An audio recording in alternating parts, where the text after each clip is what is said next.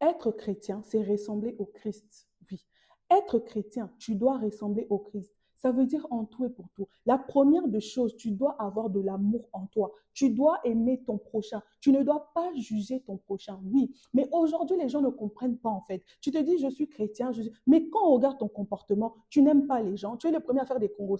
Tu viens à l'église, tu fais que faire des histoires. Tu n'as pas d'amour en toi. Tu ne peux pas aider ton frère. Tu ne peux pas faire quelque chose pour aider l'autre. Non, moi, je n'aide pas parce que les gens, ils sont comme ça. Moi, ceci, cela. Et tu t'appelles chrétien. Tu ne ressembles pas au Christ. Vous savez, en fait, quand Jésus-Christ, il s'est fait trahi par Judas, vous savez pourquoi Judas lui a donné un baiser. Vous savez le pourquoi? Laissez-moi vous dire. Judas a fait un baiser à Christ pour leur montrer que c'était lui. Mais pourquoi ils n'avaient pas reconnu que c'était lui? Parce que Christ était, en fait, Jésus-Christ, il ressemblait à ses disciples. Il était comme ses disciples. Ses disciples lui ressemblaient. Ça veut dire qu'il était tellement humble que tu ne pouvais pas voir que c'est lui, Jésus. Il était fondu dans la foule, dans la masse. Il ressemblait à ses disciples. Donc, il était obligé de faire un baiser pour donner un signe, pour mettre un signe sur lui, l'assaut sur lui, que c'est lui le Christ. Parce que s'il venait comme ça, ils n'allaient pas savoir c'est qui, parce qu'ils ne le connaissent pas. Et au-delà même de ne pas le connaître, ils ressemblent tous au Christ. En fait, ils ont tous la même, ils ressemblent à ses disciples. Il était tellement humble.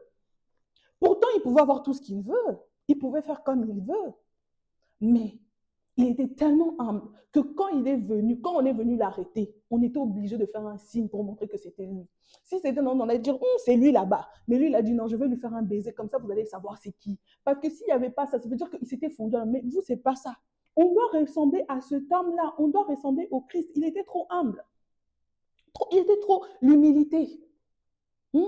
Oh, tu n'es pas humble. Tu n'as pas d'amour.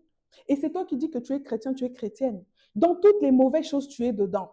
En fait, dans toutes les mauvaises choses, tu es dedans.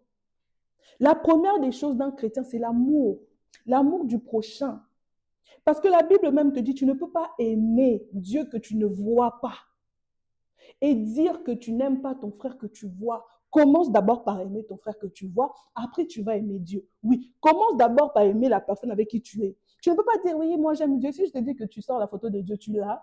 Si je te dis, sors-moi la photo de Jésus, nous tous on est en train de chercher la photo de Jésus, il ressemble à quoi, il ressemble à quoi? Qui l'a déjà vu?